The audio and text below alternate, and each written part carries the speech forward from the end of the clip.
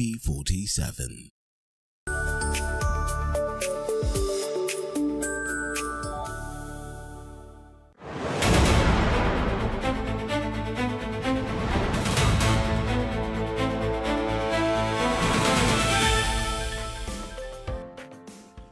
Yes, indeed, the 12th of August 2026, a big day for Kenya. The big conversation about Vision 2060 officially kicks off this morning at the KICC as promised by President William Ruto.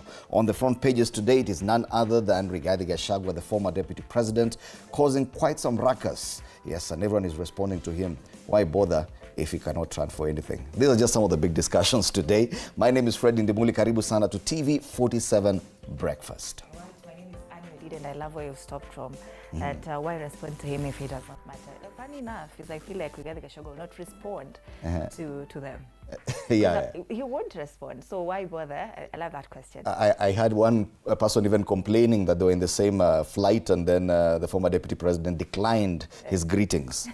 Mbona uchungu sana, but anyway. Mbona unajam. Mbona unakasirika. So as Kenya launches the conversation beyond Vision 2030, it's also International Youth Day today, very timely, because now we'll be asking questions on what kind of future are we actually building for the young people who will live it, the 2060 vision. It's also World Elephant Day today. It's relevant to us because it's a major conversation and tourism issue in Kenya. We are facing potential problems, human-wildlife conflict, conservation versus communities, such issues. So a major solar eclipse, we were talking about this in the morning, but we're in the equator, so and then mtu akatuambia pia we'll be losing gravity. Yani a lot is happening. To lose gravity. So where will we go? Right. Are we sure we'll remain here? If you're going to lose gravity, like that one might be propaganda, so don't take that solar eclipse, by the way, is very interesting because I know people need to understand what exactly is happening. So they say a total solar eclipse occurs today. Yes. With a path of totality crossing northern Russia, Greenland, Iceland, Portugal, and northern Spain. Millions more across Western Europe and UK, Ireland, and Northwest Africa will experience a large partial solar eclipse near sunset. So at the moon descending node, hata sijui hatutaiona lakini. Yeah. We won't see it. So I'm not worried. Right. Being a Wednesday, kama kawaida, we'll be talking matters relationships, and we love to start at that point at 6 a.m. every Wednesday. When childhood hurts, healing childhood trauma. So do you think you have some childhood traumas that you're carrying into, your adult life? Unasumbua watu kumbe ni childhood trauma. We'll be talking about that at 8 a.m. hopefully as we anticipate the launch of the conversation around Vision 2060. I felt like every time we talk about, when I was young, something happened to me, nilipigwa na baba yangu sana, unaambiwa hizo ni shida za wazungu. Yes. Kwa Afrika kila mtu alipigwa, usikuje kutuambia. Huku Kenya, everyone was beaten by their parents. I cannot remember anyone who wasn't. But then again, it is true. Some of them actually carried that trauma to their adulthood and inasumbua relationships sana. Right. Funny enough, Charles camera person alionyesha meme flani this morning that unasema, you see, and I'm sorry if you guys, I'm not attacking, it's just a meme, that men who take Cerelac, usually they don't beat women. It's always the men who used to take a sub. Yeah, so that might be a trauma. Juu kukula Cerelac, sasa unakuja. Ulikula mhogo, so unapiga watu. This is a conversation we'll be having later on at 8 a.m. of course after State of the Nation. Yes, on State of the Nation today we'll be having Wakili Joshua Nyamori, Haji Omar, who's the MP aspirant for Langata, and Fanyamambo Kinodhia, aspirant MP Dagoretti North. You don't want to miss that conversation. A lot. Vision 2060 plus the exchanges now that it looks like everyone is now officially at the presidential level, just about to launch their campaigns. All right, before we take a look at the state of the weather, let's see the weather forecast from 11th to 17th. Today being the 12th of August, and the Kenya Meteorological Department predicted varied weather conditions across the country from, of course, yesterday up until 17th. And according to that forecast covering the 7-day period, most parts of Kenya are expected to remain generally dry, and rainfall is, however, expected in parts of Bungoma, Trans Nzoia, Nakuru, Uasin Gishu, Elgeyo Marakwet, Kericho, Nyandarua, and Nyeri counties. It's a cold morning in Nairobi today. Very cold. See how the weather is looking like across the country.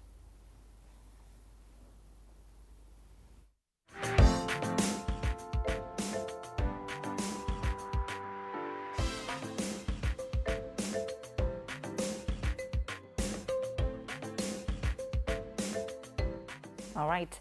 Let's see and update you how the weather's looking like this morning, if you need to carry an umbrella or if you need to at least keep warm. It's a mostly cloudy day in Kitui, 14 degrees this morning, highs of 28 degrees. In Bungoma, it's a partly sunny day, 18 degrees this morning, highs of 28 degrees. A mostly cloudy day in Western Gishu, 25 degrees are the highs in that county today. This morning is 13 degrees. Nakuru, it's a mostly cloudy day, 13 degrees this morning, highs of 25 degrees.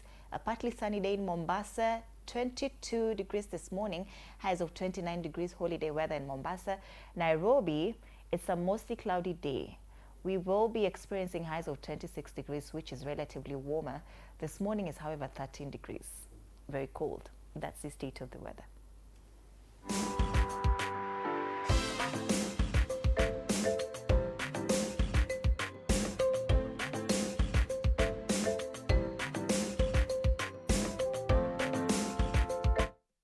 Yes, 12 degrees in Nairobi right now feels like 9, but let's keep warm with a quote of the day.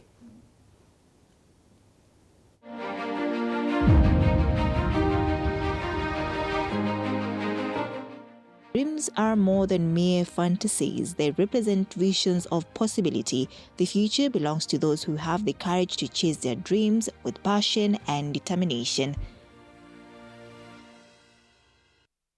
Dreams are more than just fantasies. It's okay to dream.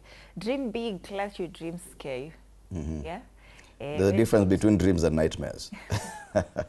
Let's come back and take a look at the dailies in depth.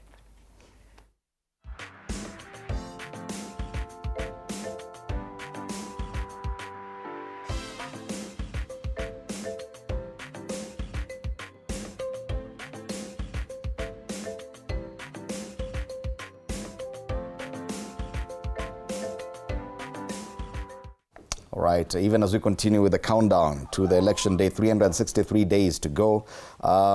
This is what the papers are talking about. The Daily Nation, a very harsh assessment of President William Ruto's last 4 years in power. 4 wasted years. This is according to the former deputy president. Opposition leader Gachagua has issued a harsh assessment of President Ruto's 4 years in office, accusing his administration of reneging on its manifesto, pledges, and implementing draconian policies. He cited wasteful spending, corruption, punitive taxes, goons, and abductions among state excesses. Now, I saw a huge team of pro-government MPs dismissing the former deputy president's charges. And, you know, in politics, it looks like they just played into his hands. Like he said something, na nyinyi mkakimbia mbio kwenda correspond to him. You know, Gachagua is not even a presidential candidate. And according to many people from that other camp, he is not even eligible to vie. But if there's one person who they ran to respond to, it's Gachagua. Akisema sijui kumenyesha akujanyesha haraka sana wanakimbia hapo. This is part of the coverage for Decision 2027 today on the Daily Nation. The story is on pages 4 and 5, and it breaks down what exactly Rigathi Gachagua said. And according to President William Ruto's former deputy, he says, "You failed Kenya." Yeah, there's a stinging verdict on Ruto's performance. He talks about what's happening to NSSF. It talks about so many different things. And they've done a fact check on page 5 about Gachagua's accountability statement and performance audit fact check. So he claims that hardworking Kenyans remit over 100 billion monthly to NSSF. This has been termed as false, according to the Daily Nation. Another claim that a liter of super petrol retailed at 159, while diesel was at 142 in August 8th, 2022. It is partially true. They say that it's misleading what President William Ruto apparently deported a complainant's local agent. And they claim that the country has a debt of 13.02 trillion. They say that that is actually true. So this is a 39-page assessment challenging Kenya Kwanza's administration's record across key sectors. Yes, and that's how they kick off their politics 364 days to the next election. Back to the front page, ODM demands DP slot, 50% share of state posts. Yeah. So ODM wants President Ruto to name a party member, his running mate in the presidential election, and to commit to cede half of government appointments should the coalition win the polls. I don't know what people in Kenya Kwanza will say about this. Fine, they are okay with the coalition talks, but many people are not necessarily in ODM. Many are quite in are quietly in UDA. Others are also in the Kenya Kwanza affiliate parties. What exactly will they say? On the inside pages, 600 million job scam suspect set his eyes on Kabete seat. This is about a pastor. He's called Pastor James Wanjohi of the defunct Jesus Culture Ministries in Nairobi. He now eyes a parliamentary seat. You can read more on that on page 3. Yeah. Matters Education on page 2, limited university slots frustrate students seeking course transfers is another good story there on the front page. And now, because we're talking about Vision 2060, Professor Hino, this Japanese professor who's behind, is called Professor Hiroyuki Hino. They did an interview in this paper, and he's among those who are developing the blueprint for Vision 2060. He talks about human capital, not just big projects. He says this is what will drive the takeoff.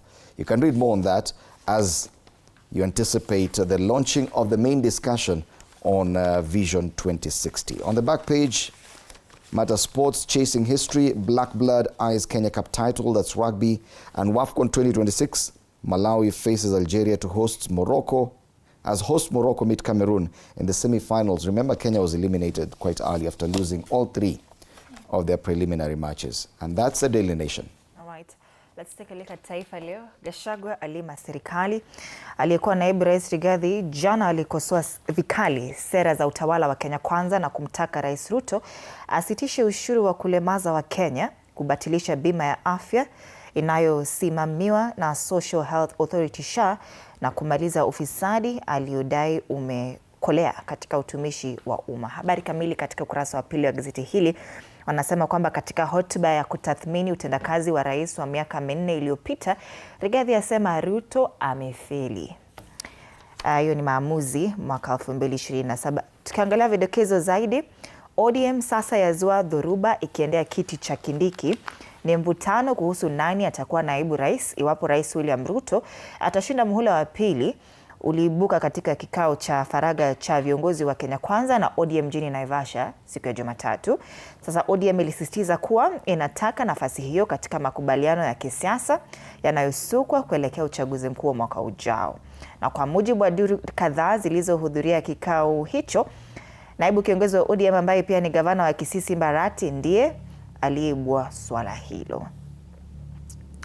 Sasa Bwana Arati alitaka serikali igawanye nafasi za serikali nusu kwa nusu, 50-50. Rais kuzindua safari ya kuelekea Singapore. Mchakato wa mazungumzo ya kitaifa kuhusu mustakabali wa Kenya. Hiyo mazungumzo itafanyika leo. Koti yaagiza jopo kutenga shilingi milioni 105. Inataka fedha hizo zilipwe wahasiriwa wa ukatili wa polisi endapo watashinda kesi. Na hukumu ya kifo kwa Asad Syria ni habari ya masuala ya nje. Kule juu zaidi, Linda Mwananchi ilivyokosa kulinda jina. Wachambuzi wanaonya kuwa hata Linda Mwananchi ikisajiliwa huenda ikakabiliwa na changamoto kuhusu kufanana kwa majina ya vyama. Tuangazie The Standard. And on the front page of The Standard, an image there of the former deputy president and giving a scorecard under the title, Gachagua Bombshell, Broken Promises, Failed Plans, Soaring Debt, Corruption, and Alleged State-Backed Killings are some of the things Rigathi Gachagua accuses President William Ruto of perpetrating. In a blistering attack, the former deputy president alleged his former boss was presiding over a collapsing economy, trampling on the rule of law, and using a revolving door of grand plans to distract Kenyans from 4 years of broken promises. This is according to the former deputy president. Government leaders, however, dismissed the claims as the thoughts of a leader desperate for publicity. And those who responded include the DCI. So everyone is responding to Gachagua. you know, something funny is that as a politician, this is exactly what you want. You just want to say a few things and everyone comes to respond to you. It means you've actually made it. So he's winning. He's winning. He's on the front pages. Everyone right now is talking about Rigathi Gachagua. The entire government machinery, DCI, majority leader, minority leader, hata ule mwenye kusalamiwa kwa ndege, wote wamekuja kusema, oh, Gachagua this, Gachagua that. Gachagua this, Gachagua that. So it's the same story. Meanwhile, on the top strip, all systems go as IBC rolls out Kims and ballot tenders, still in preparations towards the next general elections. Page 2, at least a return to the music festival. More than music, young stars turn songs into messages that matter. You can read more on that on page 2. Any other interesting stories? Abductions, court rebukes Ruto team over payment list. The High Court has called out the Macau Mutua's compensation team for leaving out 35 persons who had been abducted during Gen Z's protests from the compensation list during the verification exercise. You remember we talked about this a few months back, and we were saying, okay, fine. Has the list been made public? Who exactly is being compensated? Could there have been people who consider themselves victims but are not on the list? And could there be people who are not victims at all but are on the list of compensation? So at least the court has said 35 people who are indeed victims were not included on that list. CS Mbadi, Junet Ishungwa, Taylor, former DP. That story on page 7 with whatever Gachagua said written on page 6. Gachagua hapa, Gachagua pale. DP Kindiki Rao exposes growing tensions within Kenya Kwanza. I saw a very interesting happening in Naivasha. That while ODM is demanding 50% share of the government and the running mate position, everyone in UDA and Kenya Kwanza were running to take a photo with the current deputy president. Just a show of solidarity and support. Ya mwisho, huyu ndo mtu wetu tunapiga picha naye. Chunga sana na watu wanasiasa. Watakuruka hata wakipigwa na picha leo. Kesho wanasema hawakujui. Yeah. All right. So those are the main stories on the front pages. Back page, the mighty Arsenal is back there. Who could Arsenal sign after missing out on Vinicius Jr.? They ask a question, and they're using an image here of Arsenal's midfielder Bruno Guimaraes, who's applauding as he was introduced to the fans ahead of the preseason friendly against Borussia Dortmund. We lost the game, but Bruno Guimaraes made his debut there. Matters Arsenal football. That's the Standard, the bold newspaper. Let's take a look at the People Daily now. Ruto's 2027 gamble. The story is on page 3 and 4 of the People Daily. That the president is betting on ODM to defeat a united opposition. But could the alliance cost him his own political base? Once again, the photo they're using is an AI-generated photo. That's actually a cartoon. Is it a cartoon? AI-generated cartoon. It's still AI. Yeah. So, they're saying defeat united opposition and risk losing his own political base. They say that Sifuna is the only leader who can beat state in 2027, according to Western Kenya members of parliament. That in the biggest political gamble of his presidency so far, President William Ruto and ODM leadership have agreed in principle to form an alliance to square off with a united opposition in next year's elections. But questions abound about the president's calculation and whether his mission to stop competitors in their tracks in coming polls would succeed. And that one is on page 3 and, of course, page 4. And they also make mention of the counties that President Ruto cannot afford to lose. And these are Kiambu, Nakuru, Uasin Gishu, Kericho, Nandi, Bomet, Murang'a, Meru, Kakamega, Bungoma, Kisumu, Mombasa. Basically in the whole country. Yeah, so the counties that matter in next year's polls, according to this newspaper, that in Nyeri, Gachagua's home county, there are 481,632 registered voters, which must prevent it becoming anti-Ruto headquarters. All right, let's take a look at other headlines here. How Nairobi's outspoken senator is building a new political brand ahead of 2027. That is Senator Edwin Sifuna. Kisses 2027 showdown, Arati, Mashogu and Onyonka face a battle where clan money and coalitions could matter more than party labels. That one is a story on page 7, and that's the People Daily, People and Politics. All right, let's take a look at the Star. These are stories we've seen on other papers. ODM demanding 50% of Ruto government and the deputy president's post. That's the main story. The other one is about IEBC and preparations for the 2027 election. And here they're talking about, because on other papers I've seen they've talked about tenders for Kim's kits and ballots.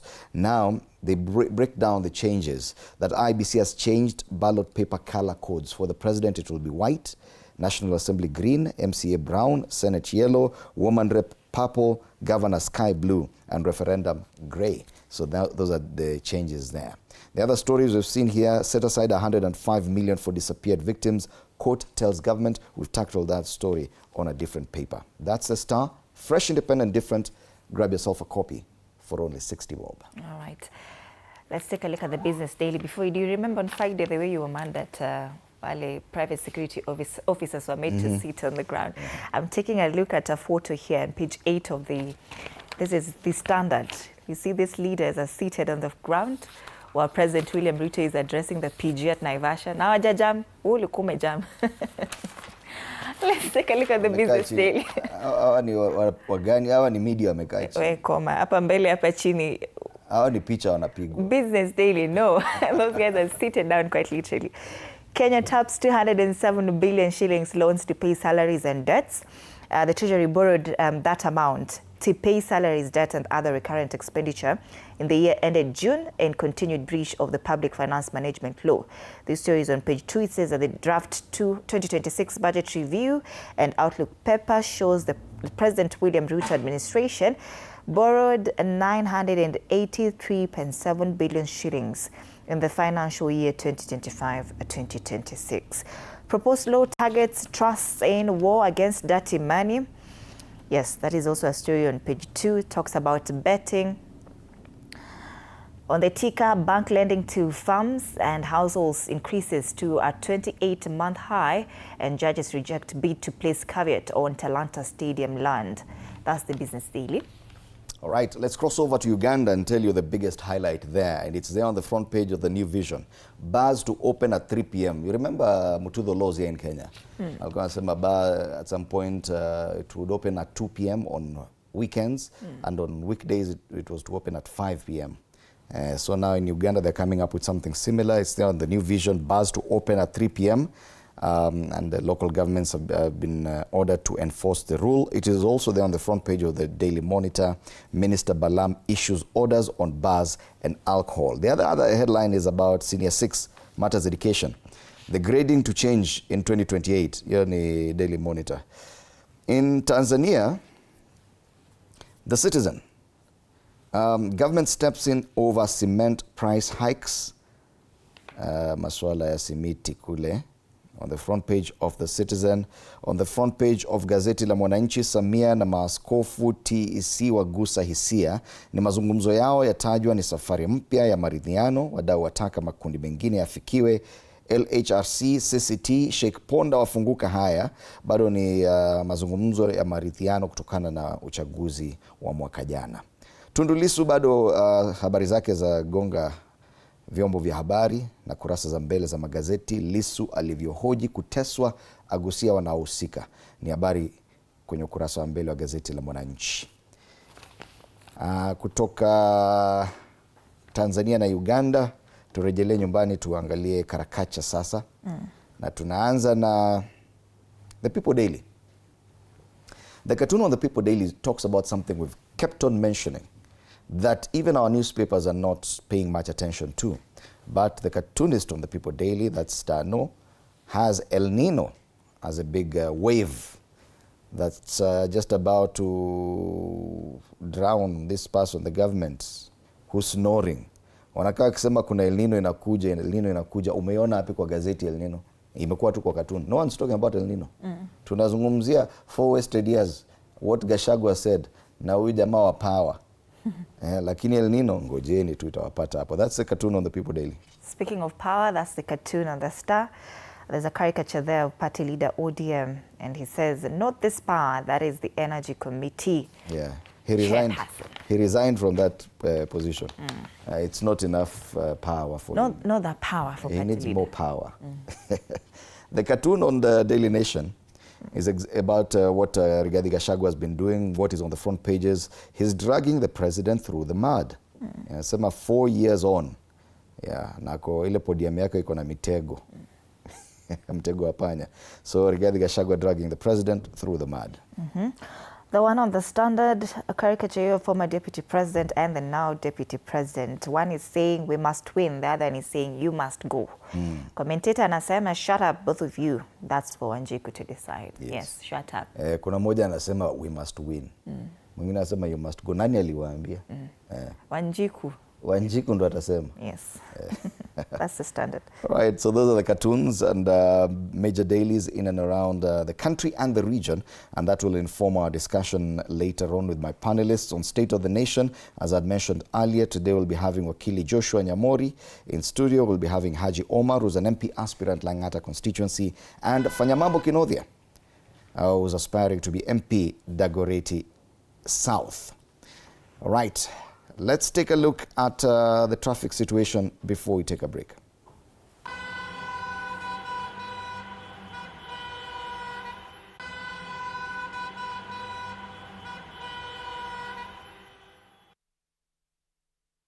Thika Road this morning not looking bad at all. All the way from Ruiru, it's green, past Githurai, past KU, Kasarani, all the way past Allsops. I think the only first instance of traffic is at the Mathare Mental Hospital. Hapo tundo kuna traffic getting into the Pangani interchange. Those coming from Kiambu, hata hapo hakuna traffic. Yeah, there's no traffic at all from DCI heading down that Muthaiga dip. You only get to experience traffic at the Pangani interchange. The other problematic barabara inakuanga ile Eastern Bypass, not bad today. Bits and pieces here of red, meaning slowing traffic heading towards the airport, but nothing to worry about. Even Outer Ring Road, both sides of the road between the Eastern Bypass and Thika Road are looking green. Jogoo Road as well. Slow traffic at Makadara, just that. And after that, smooth all the way into town. A bit of traffic along Haile Selassie Avenue once you get into town, especially around Marikiti areas, Landis Road roundabout and the Railways roundabout as well. Mombasa Road from the airport to town, nothing to report there, it's green. The other side of town, Waiyaki is looking good. And that's the traffic situation. Kwani leo ni siku gani? Ni kama watu wajaamka. Leo it's smooth traffic in Nairobi.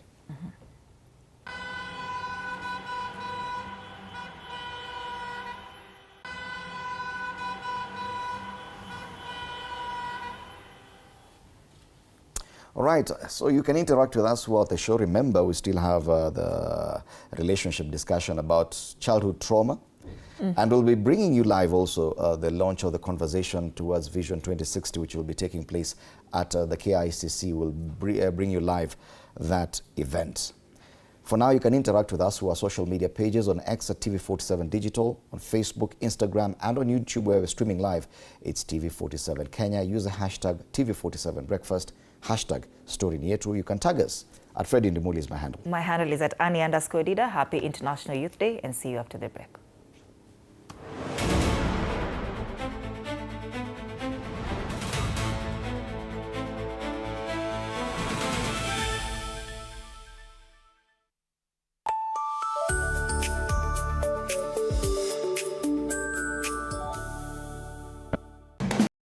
Natafuta cabbage.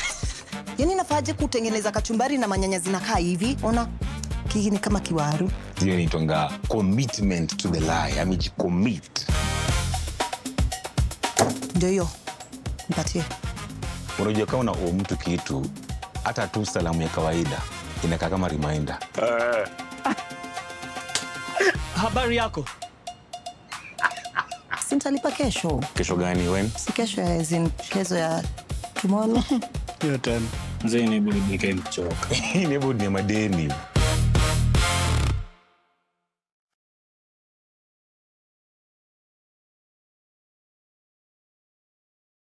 Tuesdays at 8:30 p.m. You have to be very careful. Fake money can kill business. Chefi. Na leo mko rada yangu. small money, kapesa kadogo, big behavior. I only have big notes. Alikuwa anatafuta courage. Yani nafaje kutengeneza kachumbari na manyanya zinakaa hivi? Ona, hiki ni kama kiwaru. Hiyo inaitwa commitment to the lie. Amejicommit. Ndio hiyo. Mpatie. Unajua kama una mtu kitu, hata tu salamu ya kawaida inakaa kama reminder. Habari yako? Sintalipa kesho. Kesho gani when? Si kesho as in kesho ya tomorrow. Your turn. Mzee ni budi nichoka. Ni budi ni madeni. Tuesdays at 8:30 p.m. on TV47. Sundays at 8:30 p.m. Good morning. You have my rent? Leo jioni kama tutakuwa tumelipa rent, nauza hii simu yako. Hamna pesa. I need 3 G's to make my nails today. Sasa hivi natuhusu aje? Can I order now? Do you ship? Can I get blinking ones? Mimi nilikuwa na trade. Nimewekelea kitele yangu. Kitele yangu na trade. Nikikunyuma. Oh my God. You left me. Nitumie ni line. Uko nje kuna wifi. Why? Hi-Fi? Wait, so what do we call this dish again? I have no idea. The cucumbers are there specifically for my beauty routine. Tangulini kero umeka kwa beauty product. Na ameenda. Tunafaa tukuwe na logo yetu. Like, si ni brand already. You won't entertain divas. No. I'm not dealing with a man child. Amazing. Nishapenda hii energy. Sundays at 8:30 p.m. on TV47. Saturday at 8:30 p.m. My father used to tell me that our hotel is the home for travelers. I guess I forgot that. Recently, it's been more of a mirror of my own ambition. We might fail. We will probably fail, but not for a lack of trying. So for the last time, and the first time,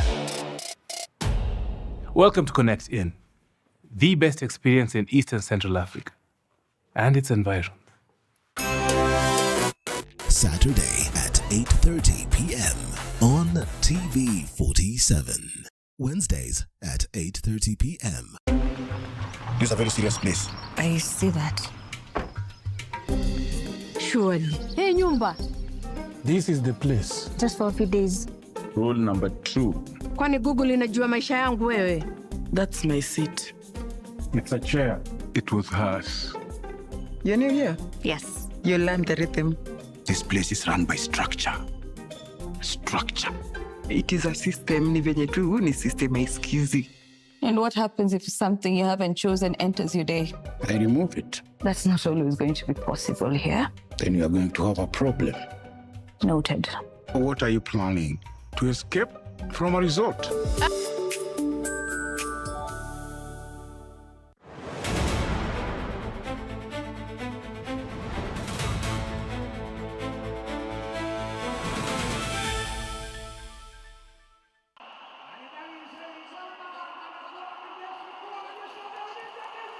Four years ago, they stood on the same platform. William Ruto and Gachagua sold Kenyans a bottom-up economic transformation agenda, promising to uplift ordinary citizens. 4 years later, Gachagua now says that covenant has been broken.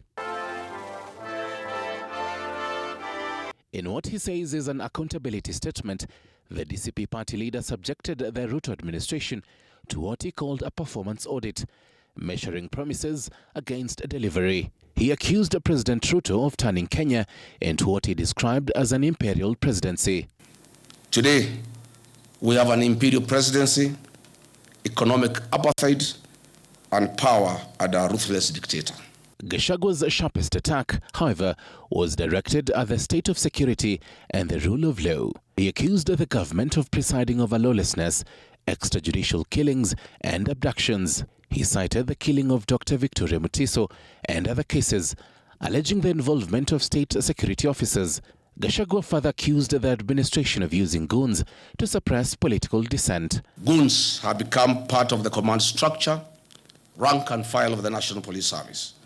It is now common to see goons being escorted by the police to carry out criminal acts against Kenyans. But it was the economy that Gachagua used to drive his message home to ordinary Kenyans. He pointed to high taxes, rising fuel prices, expensive food, and declining household incomes. He also called for the suspension of the affordable housing levy and a reduction in taxes. The Kenya Kwanza covenant to put money into people's pocket is nothing but a pipe dream. If anything, Mr. William Ruto has achieved the complete opposite and has taken money out of Kenyans' pockets, leaving them with a reduced net disposable income. On public debt, Gachagua claimed Kenya's debt had risen from 8.66 trillion Kenyan shillings in August 2022 to 13.02 trillion Kenyan shillings. He questioned why, despite increased borrowing, many Kenyans were still struggling with the rising cost of living. He also criticized the government's management of healthcare, education and agriculture. Why borrow to steal? On average, this government steals from the people of Kenya 125 million shillings every hour. Calculated, this government is stealing every minute 2 million shillings from the people of Kenya. The former deputy also questioned the deaths of several high-profile individuals during President Ruto's 4 years in power. There are many prominent deaths that have occurred in Kenya and they have not been resolved. Kenyans want to know what happened to Raila Odinga. Gachagua says Kenyans will have another opportunity to judge the Ruto administration at the ballot box in 2027. Before he has honored a single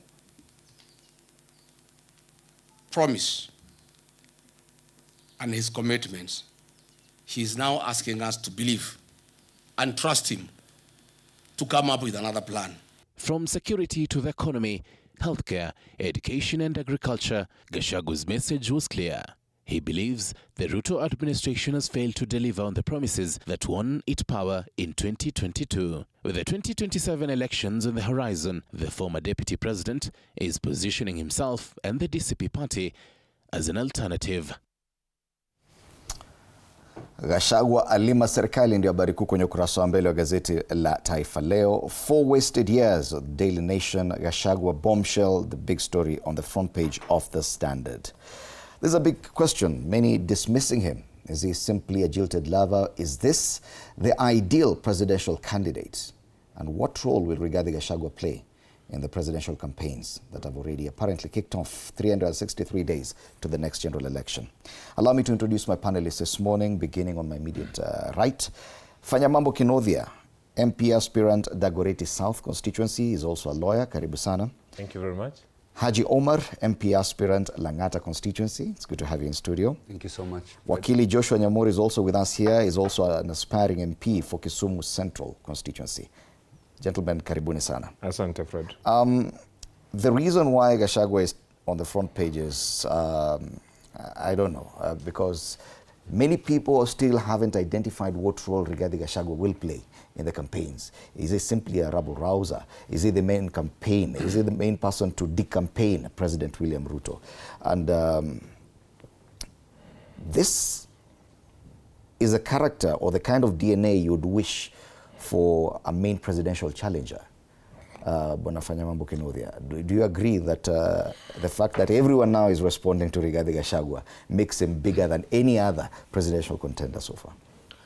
Thank you very much. I was seated there for 1.5 hours as we listened to him deliver this speech yesterday. And you have to give it up to Rigathi Gachagua. First and foremost, they said that this man is going to be forgotten in 2 weeks. Wakasema wamemtuma wa Munyoro, ataenda atasahaulika in 2 weeks, nobody will be speaking about Rigathi Gachagua. But Rigathi Gachagua, I believe now for sure that he studied political science. Remember what was happening in Naivasha. The day before, the grand, what do they call themselves? The broad-based, the bread-based, or the blood-based government was meeting somewhere in Naivasha. And when they met in Naivasha, the whole country had shifted their focus to Naivasha. In fact, people had begun to speak about what is going to be the outcome of Naivasha. So yesterday, we were supposed to have been hearing the outcome of the meeting between ODM and UDA in Naivasha. So they would have told us what is the roadmap of how they want to work together. What does Rigathi Gachagua do? He comes and interjects. He decides to have Ruto at 4. And he decides to discuss about what William Ruto has not done in the 4 years that he's been president of the Republic of Kenya. And what does the media do? The whole attention shifts to him. Remember, today it would have been about Naivasha. Now Naivasha today is a small story somewhere in the newspaper. I'm even struggling to look for it. I wanted to know what was the outcome of it. But lastly and most importantly is, what does Rigathi Gachagua do? The man they said will be forgotten in 2 weeks gives this address alone, standing at the podium alone. When it is time to respond to Rigathi Gachagua, a man who should have been forgotten in 2 weeks, they sent a barrage of MPs. I don't know how many they were, like 40, 50 of them, led by Kimani Ichung'wah, to come and respond to a man who they impeached and who should have been forgotten in 2 weeks. It tells you what Rigathi Gachagua said. Aliambia William Ruto, wewe ulisomea mambo ya matawi. I'm going to teach you politics. And it is true, Rigathi Gachagua is teaching William Ruto politics. I have never seen such energy in a man. This guy is on the news every day. In fact, even yesterday, he had done something in the morning. When he finished, he did this speech. In the afternoon, he was seen with the leaders of the United Opposition. And in the evening, he had another function. 4 for one politician in a day, and all of them are headlines. We must give it up to him. Yes. This is what we expect from anyone who's looking to run for president. Ideally, in the kind of situation we have. You look at the United Alternative Government, there's so many luminaries. He was seen with them yesterday. None of them is making news. Rigathi Gachagua, many would dismiss his potential or suitability for a presidential candidate because of the impeachment case that he has and so many different things. Yet he's still on the front pages. Today, the conversation should be shifting also to the Vision 2060, which we'll talk about later because we'll be bringing it live. But no one is talking about that. Everyone is talking about what Rigathi Gachagua said. Should Kenyans expect Rigathi Gachagua to play a bigger role in decampaigning President William Ruto? I mean, good morning to all. And Fred, this is a very interesting question that is also a very big challenge for the opposition at the moment, where we all know that unity is our strength. And if we're divided, then definitely our cause is not going to be achieved. So to be honest, I see Gachagua as someone quite important in, the coalition is not all about just coming together to get out Ruto. It's about, okay, now once we get out the current government, then what next? What agenda do we have for the people? And as a coalition, I see Gachagua as a very important person to come in and stitch in everybody, all the other leaders as well, so that he's somebody who can really help us to achieve the agenda bit as well. So I feel like regardless of who leads the presidential race, I feel like we're on track, I was worried. How does it work if the United Opposition ends up selecting someone else for the ticket? What role will Rigathi Gachagua play? No, at the end of the day, see, it's not about this politics of 2027 is not about personalities. It's not a referendum of personalities. It's a referendum of performance. You understand? So even the way you're looking at the opposition, how they're looking at this, they're looking at the statistics. It's not about personalities. It's not about that Kalonzo deserves this because he's been here for this number of years. No, it's which formula is the winning formula, because people cannot wait another 5 years of promises. They want action. So to be honest, as Linda Mwananchi, I feel like, we have a really strong candidate as well who was making the headlines last week and doing a great job. And even this week, as he was in Kakamega, he shook the ground.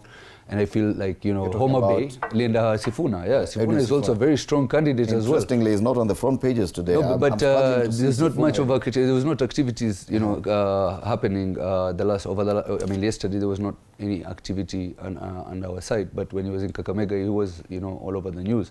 And come Homa Bay on Sunday, I challenge you on Monday. Come and see the news. So to be honest, the young man, give him credit for where he has risen. He's come from a very, he's come up really exponentially, and I feel like his strategy of making the Mwananchi the boss is the winning strategy. Do you think that if at all Rigathi Gachagua fails to make it to the United Opposition ticket, either as presidential candidate or running mate, he would still be this relevant? I mean, see, at the end of the day, it's like you're entering a matatu and there are 3 seats and you're 5 people. There's a way that you can squeeze in and just fit. You understand? So this is how it is. I look at it in a way that, okay, guys, this is how it is. This is what we have. We have to make use of it. So I believe that the 5 will have to fit into the seats as expected. And it's not a matter of that, to be honest. There's a bigger agenda, you know, where we want a better country for ourselves. Okay. So I believe the agenda is the most important. How the positions will be divided, this should be the last thing on their mind. The most important thing is they come up with the super agenda that the Mwananchi will be happy, and then now I believe our objective will be completed. But so long as, you know, there's a struggle of power, so long as there'll be, you know, a referendum of personalities, then this is where the challenge comes in. And they know it very well. To be honest, I feel like we have a very stable opposition that will make it through to 2027 and do an amazing and deliver an amazing result. Okay. Wakili Nyamuri, love him or hate him, Rigathi Gachagua appears to be able to draw attention towards himself. And he does so successfully. We've seen the only other politician who is able to do this is President William Ruto.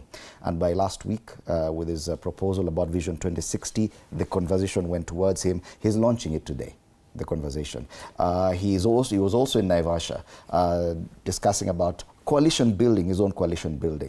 Yet all the MPs who were there, they found it suitable to respond to Rigathi Gachagua as opposed to talk about their own plans towards 2027. Don't you think that, yes, there's a very serious competition about who controls the narrative as we make this countdown towards 2027?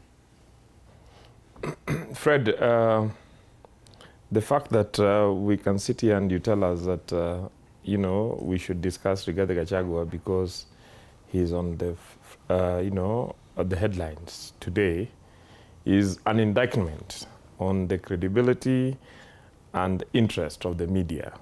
That when Kenya is launching a public conversation on where we need to go for the next 30 years, a vision that would, you know, transform this country, and that would focus not only on the political framework that we are focused on for 60 or so years, but rather on Article 43 and the Charter on which, you know, governing individuals and governments would be committed to, and the responsibility of the nation to ensure that we deliver the promise of the Constitution to the people of Kenya. The media then decides to let us discuss a madman who appeared in the market naked and dancing on the platform, and that is news, and that then makes him a national phenomenon. It is unfortunate. And it's unfortunate especially because in his own words yesterday, Rigathi Gachagua did say that this was not an audit that was mandated by a credible entity that, you know, followed a methodology that can be tested and verified, and that was, you know, peer-reviewed by experts, but rather a script that he developed in his bedroom, and then using, I mean, the wife in the bedroom did type it for him. And so it is rumors. It is unfortunate. And in doing that, this is a gentleman who spent 2 of the 4 years in government as the deputy president. Okay? He did not tell us what policies, what programs, what interventions he brought to the table and what he opposed amongst what was developed. We know, for instance, that Rigathi Gachagua was a zealot of the affordable housing program. We know, for instance, that Rigathi Gachagua presided over some of, you know, the most regrettable moments in human rights abuses. We have it from people who sat with him in office that he sat and planned the, you know, attack, raid of Uhuru Kenyatta's farm, the Kenyatta family's farm, and the theft of their property. We know that this is a man who, whilst the Constitution and the responsibility of leadership expected him to, you know, pursue a nationalist agenda, pursued a sectarian ethnic agenda, and was very comfortable that the rest of the country was out of government. I can tell you, and I speak here as an individual, but I also speak as a voice of the people of Kisumu City, Kisumu Central, that this is a gentleman that should be confined to the dustbin of Kenya's political history, forgotten and never discussed. And I would dare say, as I finish, that the media needs to get serious. We are discussing a national program, a 30-year vision, and auditing the Vision 2030. We need to focus on this. All right. That's my view. All right. And I'll give you an opportunity. And you describe Rigathi Gachagua as a madman in the market, incoherent, not suitable to speak to anyone. Actually, he should be ignored. So tell me, was it the most prudent use of their time when those leaders, majority leader, minority leader in the National Assembly, all these leaders, including CSs, called the press conference simply to respond to Rigathi Gachagua? The DCI found it important to respond to him? In my view, it was an era. It was proper for DCI as an institution to respond to certain wild allegations that he made. However, I think politically it was an era for the, an entity that had sat down and is crafting a governance framework in which the two major and most enduring parties in this moment are coming together and setting up a framework for refining their manifestos into one manifesto, to then have a joint approach to the election and to present Kenyans of what they are going to do, especially in taking Kenya to the next level. I think the minutes spent in addressing and replying to Rigathi Gachagua was an era. If I was there as an advisor, I would have told them, please, let's focus. Right. Yeah. This is a madman in the market. Thank you. I think to start with, he needs to withdraw his words, a madman in the market. It's unfortunate that an advocate of the High Court of Kenya would come on national TV and decide to call other people madmen. That is unacceptable of a person of his stature. He shouldn't be calling people madmen. In fact, he doesn't have a madmanometer to come and measure whether people are mad or people are normal. If you have to say that people are mad, you need to be a counseling psychiatrist, or you need to have a meter to show us which parameters you're using to measure people and say that this one is mad or this one is okay and this one is fine. So that's unacceptable. But I'm looking at an advocate who is sitting here and telling us that 104 billion stolen in creating a SHA application, that the people who stole that money are normal people who are supposed to be running this government, and they are people we are supposed to be listening to. I'm looking at an advocate sitting here and telling us that a president who says watoto wapigwe risasi ya mguu is a normal human being who should be in State House and running this country. I'm looking at an advocate sitting here who is telling us that 18 billion being allocated to a loss-making outfit called State House is a normal way to run a nation. I'm looking at an advocate sitting here telling us that it is normal for imams to be called to State House and be bribed with 10,000 shillings in a country that doesn't pay its own nurses.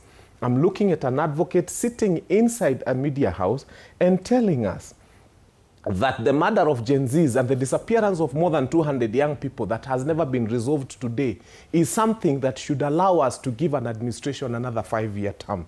And looking at someone who is here and telling us that Oburu Odinga was not normal when he raised concerns and said that there is a plan to kill Raila Odinga.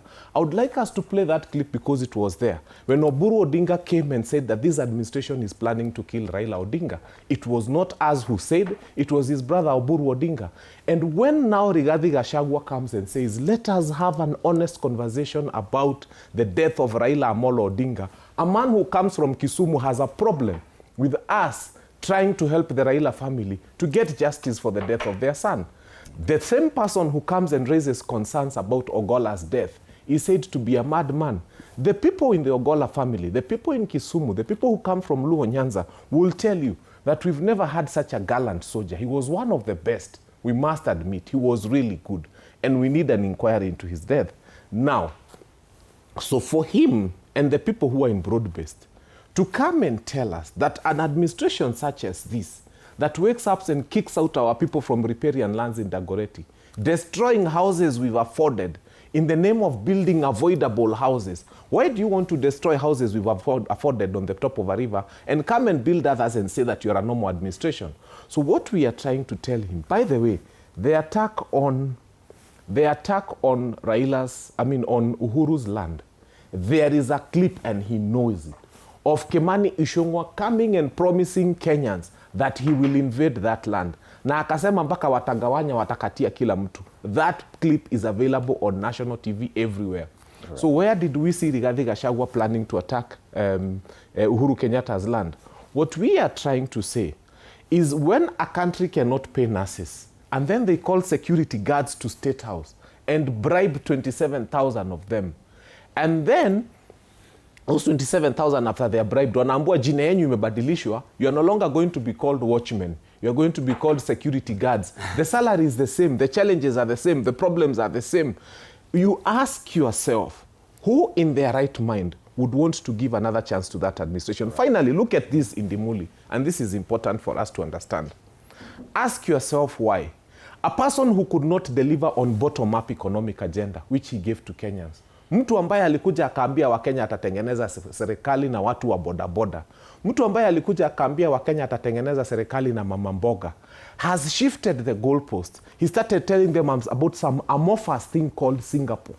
When he realized that he couldn't handle the problems of mama mboga, a person who cannot handle the problems of mtu wa bodaboda, mama mboga, is telling you he can take you to a place called Singapore.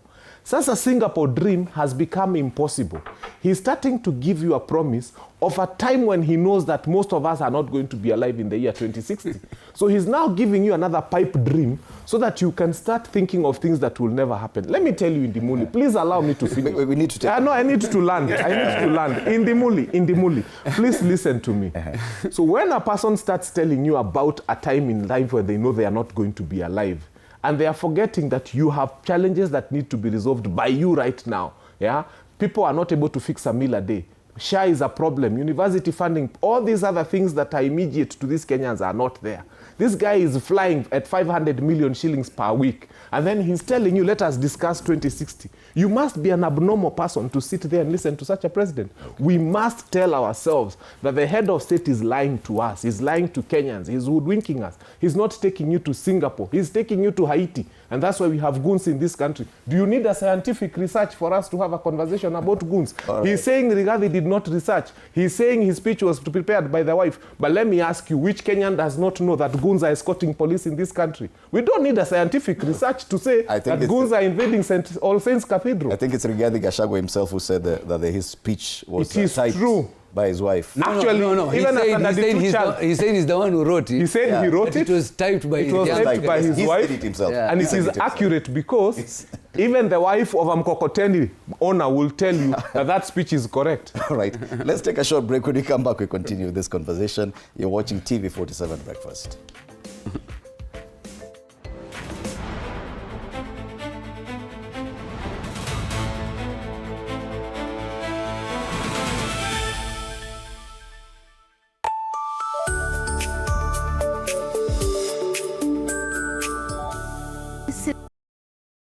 This is not a resort, my friend. This is a storage. Wednesdays at 8:30 p.m. on TV47.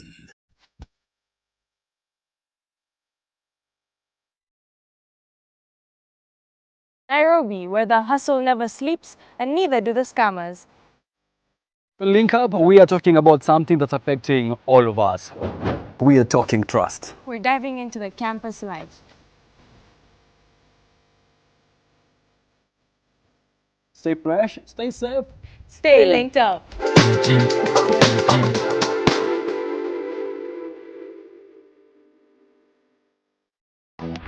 My father used to tell me that a hotel is the home for travelers. I guess I forgot that. Recently, it's been more of a mirror of my own ambition. We might fail. We will probably fail, but not for a lack of trying. So for the last time and the first time, welcome to Connect In, the best experience in East and Central Africa and its environs.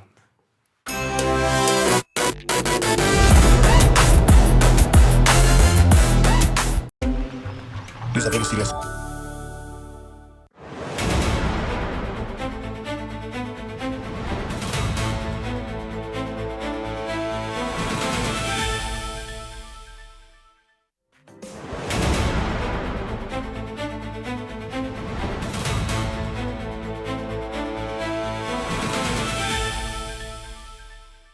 More than 60 broad-based members of parliament have come out in defense of the government following recent attacks by former Deputy President and Democracy for Citizens Party leader Rigathi Gachagua.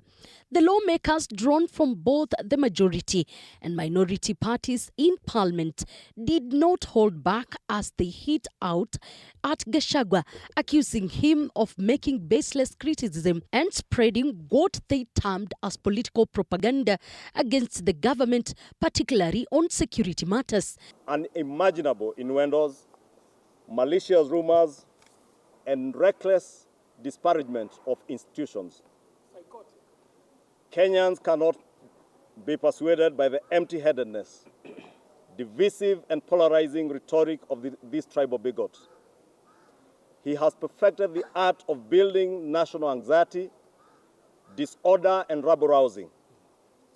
He is still sulking and pained by the impeachment he faced, but which he has now vindicated both houses of this parliament that he truly deserved. This disgraced anarchist imagines the government cannot run without him. There is no notable contribution recorded of his positive footprints when he was the Deputy President of the Republic of Kenya. It's high time now we introduce a bill in this parliament. The psychiatric test must be done on leaders. Yes, yes. You go to Dr. What is his name? Dr. Angel Franca, and you get a certificate. Because imagine having a madman like Gachagua in a leadership position. You know, madness is not removing clothes only. You can be dressed with a suit and a tie and you're a madman. You're a madman. Now, he has forgotten all these things that my leader has talked about. Rigathi cannot talk about public debt. I saw him talking about public debt today. He is incompetent to talk about public debt. The MPs accused the former deputy president of making serious allegations without providing evidence and attempting to undermine government's institutions and security agencies for political advantage. The lawmakers also questioned the DCP leader's claims as anti-corruption champion, accusing him of selective accountability in the wake of alleged CRBC demands. Rigathi's bitterness because he has spoken on matters touching on CRBC, a Chinese company, and also alleged that there were also Chinese from some China civil engineering company that were deported from this country. Rigathi has beef to pick with the China Roads and Bridges Corporation, and his bitterness exposes Rigath's insatiable greed while calling others corrupt. Rigathi is the high priest of corruption. Correct. He attempted to extort Kenya shillings 300 million from CRBC when he was the Deputy President of the Republic of Kenya. The broad-based MPs further rejected Gachagua's criticism of government economic management, arguing that he was not part of key economic recovery discussions during his tenure as Deputy President. This as MPs maintained that the government remains focused on delivering its development agenda, despite what they described as politically motivated attacks from opposition. The opposition in this country has been reduced to the level of Rigathi Gachagua. It's very we are in a very sorry and sad state of affairs in this country. Yes. Look at the kind of opposition we used to have in this country. And look at the garbage today we are listening to as opposition. Yes. Filthy. Yes. Talking about communities, ukabila, tribalism, shares, what? That is how the opposition has been reduced to. It's very sorry side of state. God willing, we will have a proper opposition in the near future. People who will deal with issues affecting Kenyans in a proper manner. Elizabeth Mutuko, TV47, Nairobi. That was a response to Rigathi Gachagua yesterday by broad-based government-allied members of parliament. That's the leader of minority and leader of majority in the National Assembly. But very telling that he promises that after 2027 there will be a better opposition to deal with the issues around government. Does he know who will be in opposition? As Bwana Nyamori said, probably that was an error on their part to focus on Rigathi Gachagua. Do you agree that probably Rigathi now occupies a different kind of position in Kenyan politics? I mean, generally, what you can see, Fred, is that whenever it's any time for another leader in the opposition to shine, they always try and put out the light. You know what I mean? So whenever Sifuna is trying to shine, they try to cover him and say, "Ni moto gazeti." Whenever Rigiji tries to shine and does a good job at it, then also you find that they call him a madman. They try to smear basically every move by the opposition. But let me tell you honestly, even whatever that is happening in Naivasha is not a strategy of the manifesto for next year. If you look at the conversation, it's all about we need to win, we need to win. People have panicked, people have understood that it's time to go, pack up and leave. You understand? So now they've realized that, mambo ni different. Syllabus imeenda mbio sana. So now what they're sitting there even to a point where even the president is asking the people, why are you guys not talking on media about the project that we're doing in your village, in your place, in your what? You know, so at the end of the day, there's pressure mounting, a lot of pressure to the government that they should be in the media stations also talking about what they're doing as a government to make sure that they're looking better. Their image at the moment, everyone, Mwananchi is saying that, listen, Fred, there's no, I mean, the metrics can show what they show, but at the end of the macro level, but in the Mwananchi level, Mwananchi anasafa.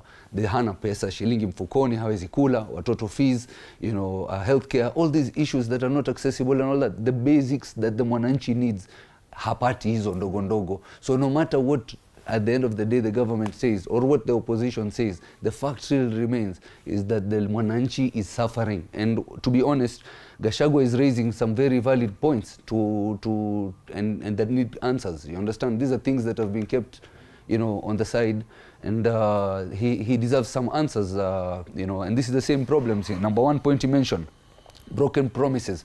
The government has always been promising us in the next 6 months, in the next 3 months, in 2 weeks, in 1 month. This is the situation. This government has been a government of false promises. Number two is the failed programs. They've initiated so many programs and they're very good at rebranding. Very good at rebranding. CBC, tubadilishe jina ikuwe CBE, SHA, same situation. 2030 vision, let's change it to 2060. Everything is just being repackaged and branded, but at the end of the day, we're just covering up the rot behind it. You understand? So to be honest, there's a lot of work that needs to be done. Leaders need to take matters of Kenyans seriously. Mambo ni ngumu kwa ground. At the end of the day, even they're bringing the tribal card now 1 year to election. You understand? Why bring the tribal card 1 year to election? Why mention about Vision 2060 1 year to election? Why try and promise people jobs and increased salaries, bring in invitees to the State House 1 year to the election? It's not coincidental, Fred.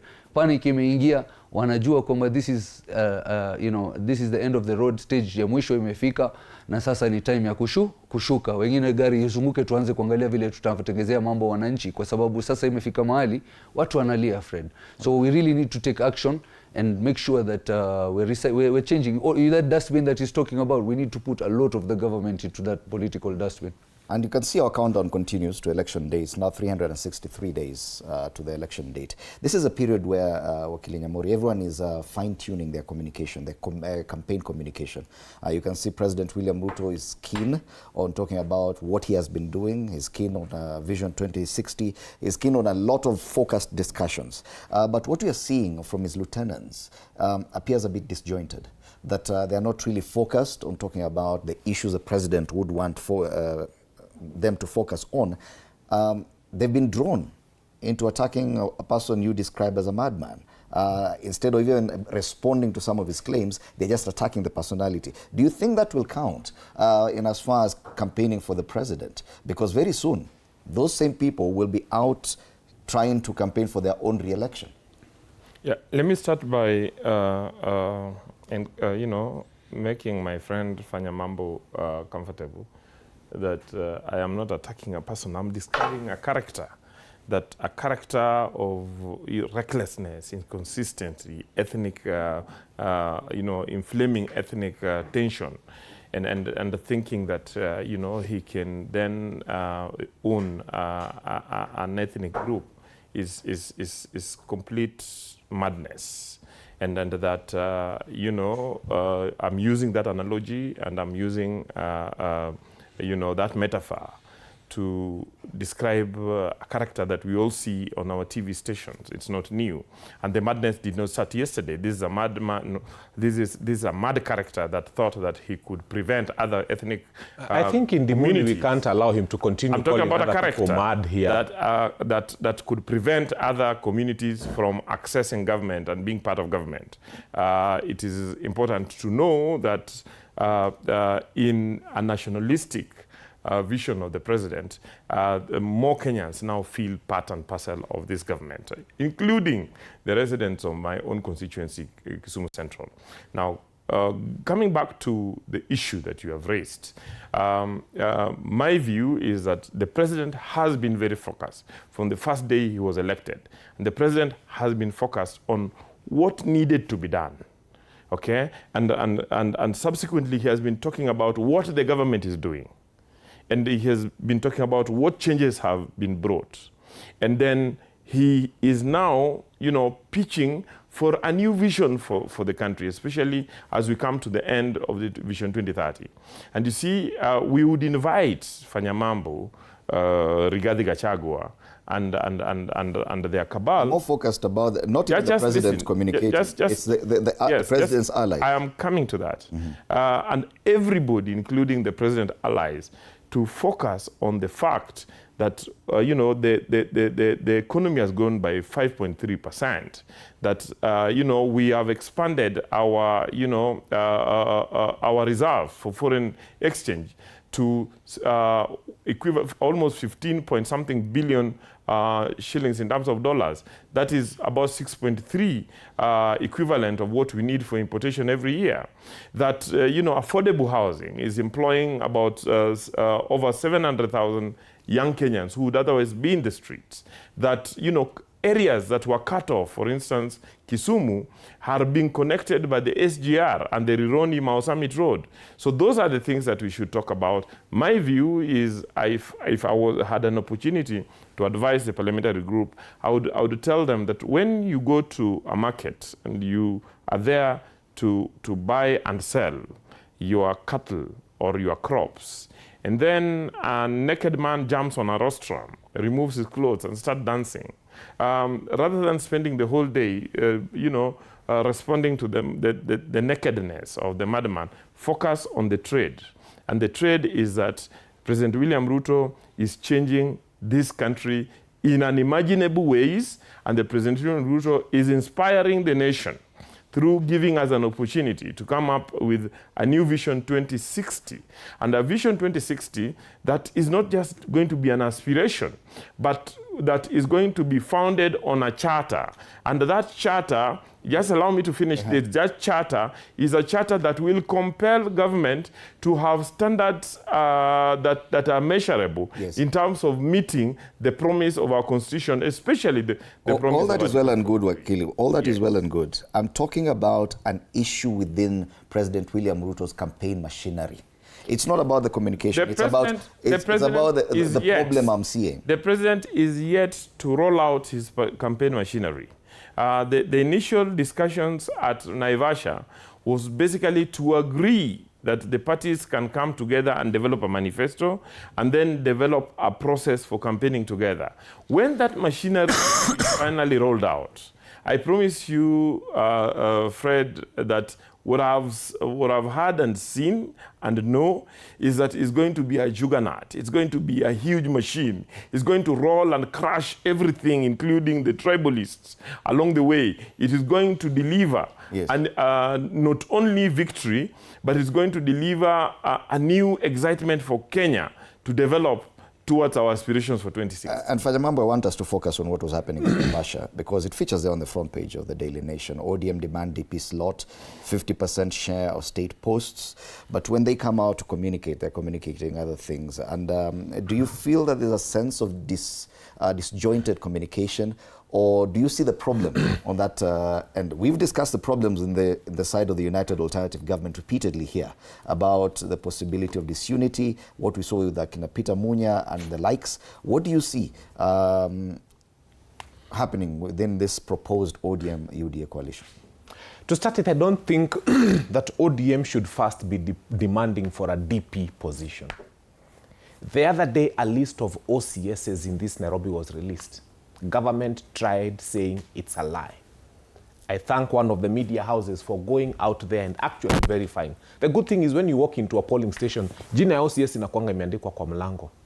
Nyamori here should be demanding that we also have Luos who are policemen, who are qualified, who should be OCSs in Nairobi. When we have such a high number of OCSs coming from one community, kwani Waluya hawana polisi? Wajaluo hawana polisi? Wataita hawana polisi? Wakisii hawana polisi? These are the things Nyamori should be demanding for. Because getting a DP position as ODM is useless. That is one person. That's one position. What we feel is they like calling Rigathi Gachagua a tribal leader.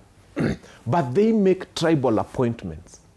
The other day there was a problem in the energy sector. Sazile tuliletewa mafuta gushi, bad fuel that was ruining our diesel engines. Who were the top 3 who were arrested? People from one community. You read the names of the people in the energy sector, people from one community. Who is a tribalist? Is it the person who is always being accused of being a tribalist?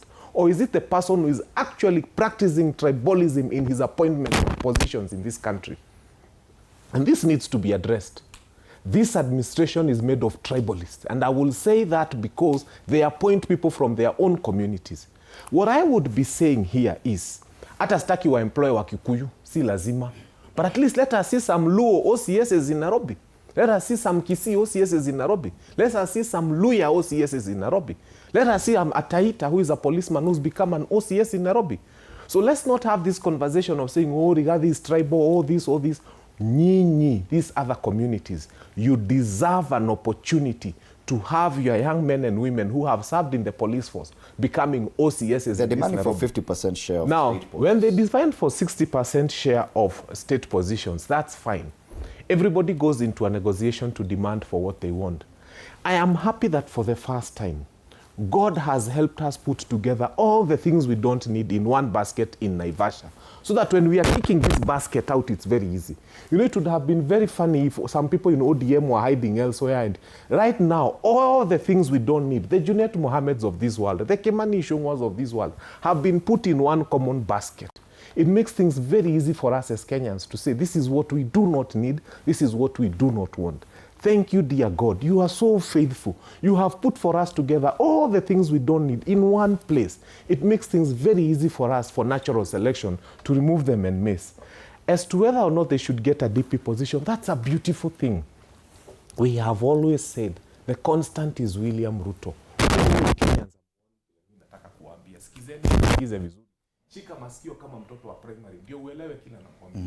Even if William Ruto decides to resurrect Moses or Elijah or Adam or one of the Isaacs or Jacob from the Bible, the constant is we don't want William. Because I don't want you to lose your point.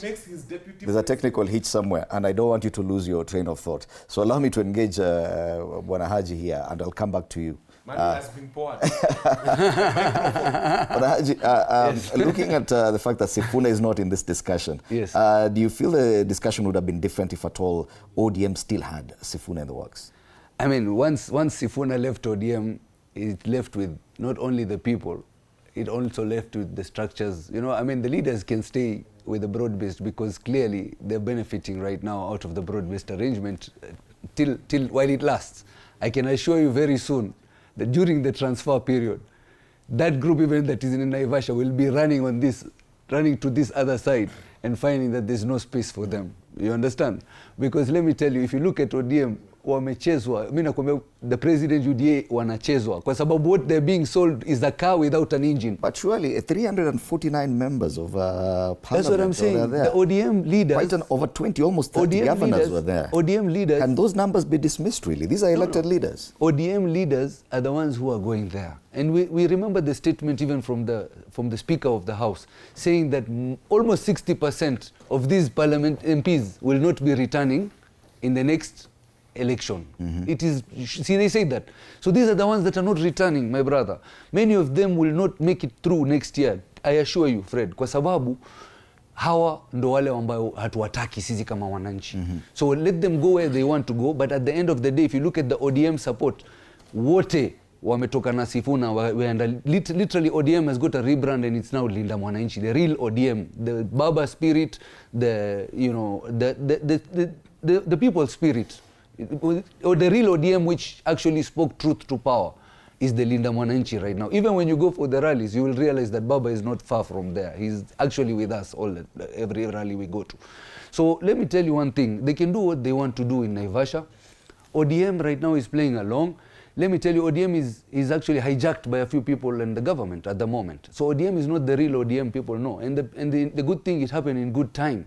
So now people have been sensitized and they are aware and they can see how ODM is behaving.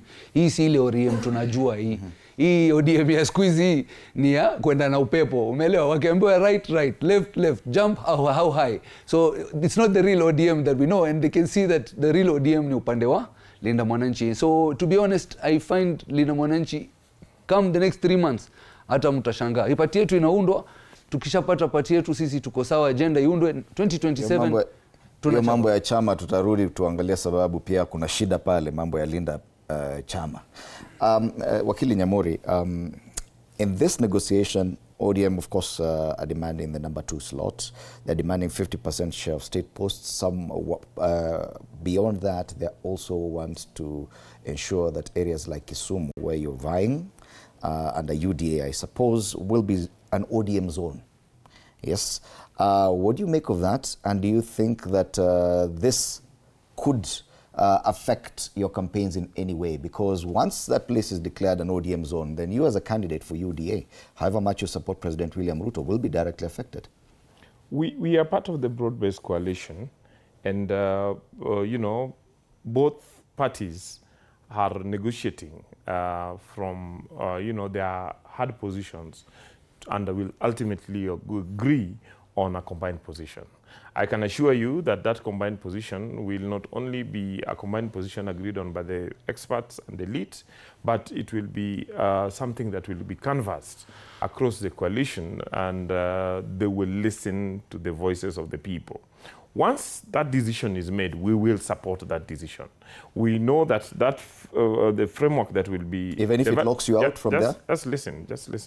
The broad coalition government will win the election. How it will win the election, it will be decided when the final document is out. What I need you to also appreciate that it is normal for parties to come to the negotiation points with their positions. It means that the parties have agency.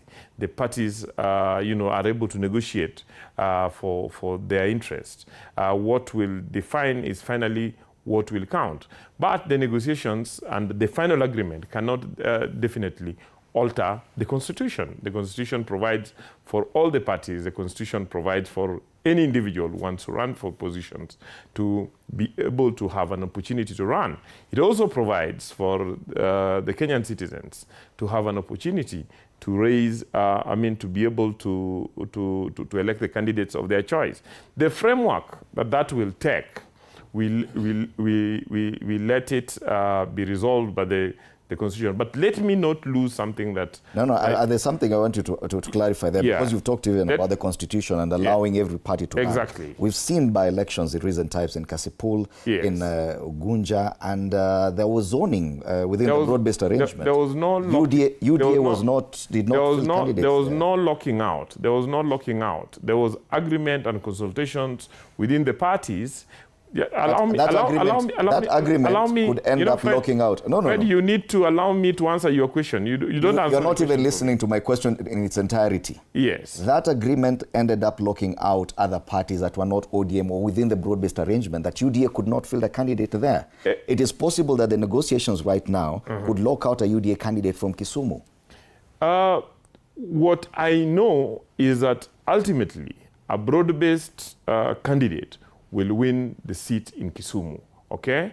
Whatever nature that will be, it will be a candidate that, one, supports President William Ruto. It will be a candidate from one of the parties in the coalition, and it will be a candidate that the people of Kisumu choose to support. So that should not be a problem. But let me not lose the fact that when Fanyamambo then talks about what ODM is demanding or not, I think ultimately what will be defined is, what is equitable for the country.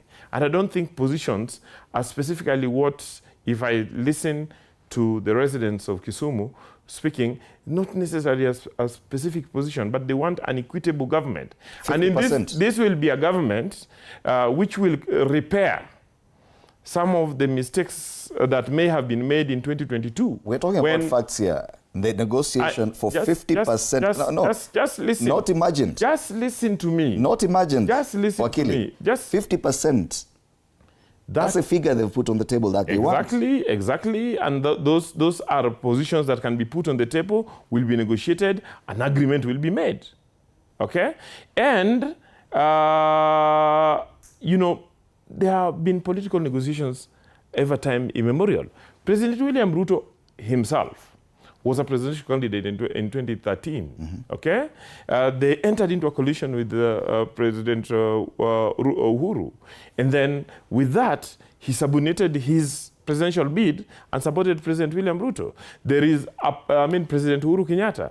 There is a possibility that in various positions, okay, depending on credible polling, scientific polling, UDA and ODM will agree on joint candidate. It does not mean that a joint candidate in Kisumu must be an ODM candidate. Okay? The popular candidate could be the UDA candidate. The popular candidate could be a candidate from another party that is within the broad-based coalition. What they should do is to run candidates that would mop up all the votes. Okay? The alternative also is that the various candidates will run will field their candidates so long as in the presidency they are all supporting President William Ruto. Those are all open. We are still negotiating. That decision will be made. Okay? But part of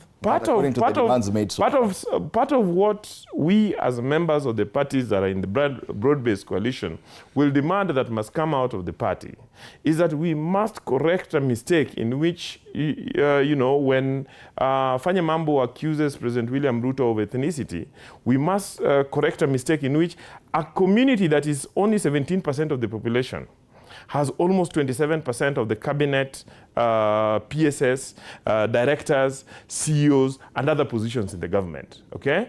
And that is not President William Ruto's community. That is the Kikuyu and the Mount Kenya community, okay? So that those positions, and we will be giving our petitions and our memorandums to the experts and to the governing bodies of the broader coalition government. We will be demanding that the framework that will be agreed on is a framework that will ensure that all the positions in the country, from the top to the end, are all and I have to clarify that we are not discussing about communities here. Some of those things could be historical injustices. That is not the issue here, and I don't think any of the historical injustices can never be taken away from the discussion table on the national platform. Are we blaming any Or We are the not blaming- proposable we are not presidential blaming candidates for that. anybody. I have not blamed anybody. I've said that we must correct the mistakes that have happened in the past. One community that is 17% cannot hold 27% of the population, while it's a community like my community that has only 11% of the population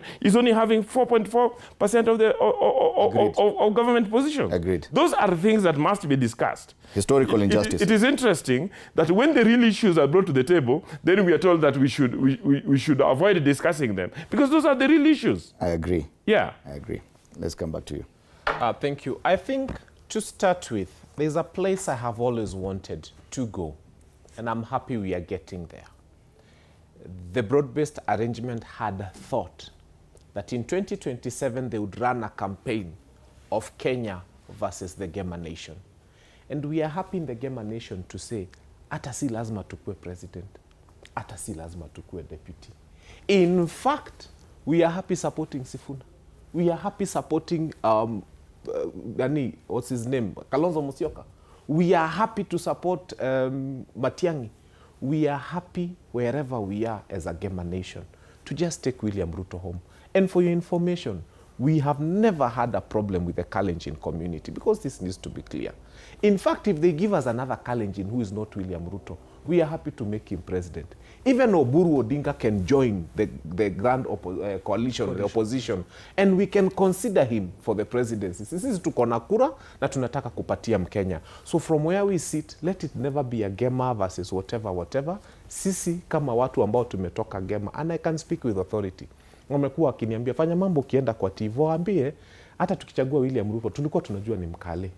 And even when 1 million Kikuyus were voting for Raila, they knew he was Luo. And they knew that there was Mwaure on the ballot, and he was a Kikuyu. Kwa hivyo sisi kama Gema Nation hatuna shida. Hata hizi cabinet mulitupea 7, tunaona ni mingi sana by the way. We never insisted on 7. Si lazima tukue na 7. Hapana, tunaona pia wataita wako kwa serikali na ni wa Kenya. You know, wakisihi zao hazijatosha. You know, let us just give other communities. Si lazima Wakikuyu wakue kwa serikali ya William Ruto. Hapana, we want equity. So sisi tumesema, if anybody thought that Mount Kenya is feeling entitled to anything, we are not. Sisi ni mafisi na tumekubali. We are not entitled to this position. So don't make it look like we are a community that is here to assert and push their way. And I'm really trying to avoid that discussion about particular communities. No, it is good, because it is what Kenya... Let's talk about parties and, now let's go here. And the leadership, yes. They talked about 340-something people having been in Naivasha. And they said that based on those numbers, they feel that they are correct, that they have the numbers and they will get there. Let me tell you, Fred Ndimuli, there are times when people come and put a male rabbit on the table. It is male. And then they tell people to vote. How many think is female? 20 people out of maybe 30 people decide to say it is female. And then 5 people decide to say, this rabbit is male. That is what is happening in Naivasha. The fact that 349 people will come and say that a president who has said watoto wetu wapigwe risasi ya mguu deserves another term doesn't mean that they are right. You just have a majority that is wrong. And so, coming to think that you can judge that a rabbit is male or female by the number of people who said, I mean, even if 600 people out of a room of 700 come and say that a female rabbit is male, and there are 600, and only 100 say the opposite. The truth is, if the rabbit is male, it's male. Why do you think such a meeting is able to attract so many? Money, let me tell you. Akunanga mkutano ya broad-based yenye ina allowances na yenye ina pesa. And the truth is, allow them to come and swear with a Bible here that they were not paid to be in Naivasha. They left with cash. They left with cash and they got money. And Nyamori is here and they can tell you, none of them would dare come close to a Quran or a Bible and swear that they were not bribed to be in Naivasha. Kama tuna bribe security guard State House. So that is why they were there. And after that, you already seen Kagombe has said he's no longer in UDA. He's no longer supporting UDA. Yet he was in Naivasha. Yes, yet he was in Naivasha. Now anakuja, the Lamu inatoka. Betty Maina is on her way out. By the time this month of August is over, those 349 mutakuwa mnatafuta na torch, because there will be very few. So let me just thoroughly encourage them to enjoy the 363 days that are remaining. And there's nothing as depressing to these people as counting down for them the number of days. Most finally, he keeps saying that they are going to have a grand coalition, they are going to make arrangements as long as the people support William Ruto. Why are you deciding on behalf of the people of Kisumu and those other places that Ruto must be their presidential candidate? I think what you people should be saying, sisi tunapanga viti za ma-MP hapa juu, lakini wananchi, most of them I can tell you, and he knows, and they get a lot of intelligence from NIS, walienda na Sifuna, that region. And they know, and they hate the fact that every time they have to do meetings there, they have to mobilize. I saw the president the other day in Busia. Na nyinyi watu mnakosea president. Yani mnamuweka hapo na mnaweka school buses zinaonekana zenye zimeleta. Si mungeficha tu school buses. I see Sifuna's meetings. I don't even see who brought those people there. They just have a way. And wana walk. Unaona wametoka Kakamega wanaenda. Na wanamchangia pesa. And when will the day come when we shall see presidential meetings without having to give stress to school buses to go and mobilize people and take them to a presidential meeting? So those are the people who are lying to the president, that the ground is with him. And every other time he has to go there, they make him spend a lot of money. Na huyu mwenye anakuja kushindana na president, anapewa pesa na wananchi. So I keep telling people, please, stop lying to the president. The good thing is he's a consumer of raw intelligence. NIS and all the other state agencies are telling him, Your Excellency, in terms of numbers, you are doing badly. Question here. Yeah, question here, because you've talked about defections now. Yeah. And Honorable Moses Kuria, former CS, says, today, 12 August, marks a new phase in 2027 politics. For the next 90 days, the government will release elected leaders in Mount Kenya region to defect to DCP. And they are not going there with empty pockets.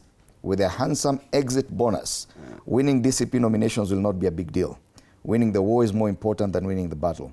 Mambo ni mwecheche. Hizo bag ziko na something more than alele mtoto. Okay, fine. I may not understand everything. No, yes. Saying that you understand these defections, yes, and how genuine they are, because we always talk about moles here, moles on the other side. Yes.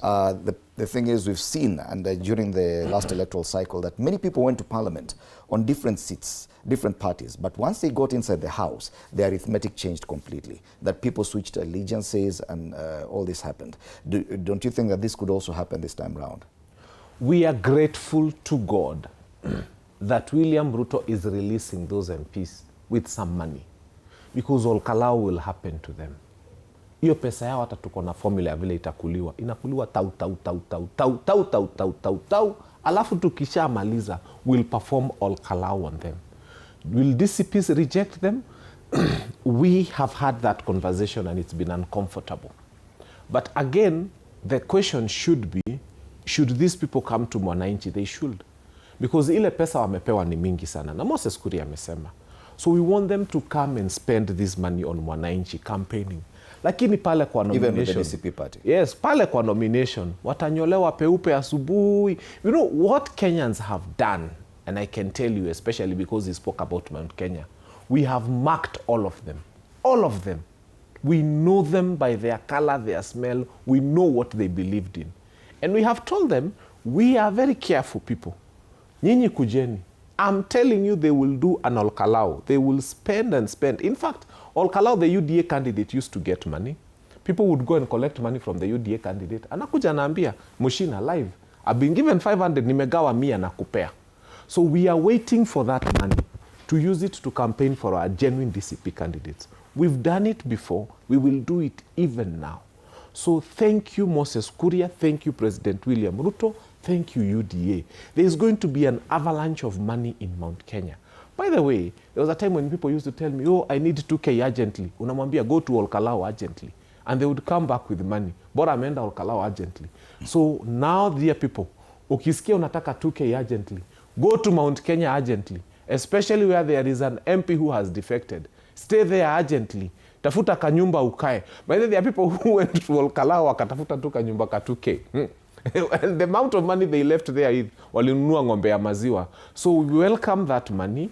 We will eat it tau. We have the familia. And once we are done, we will vote for people who are loyal to the cause. All right.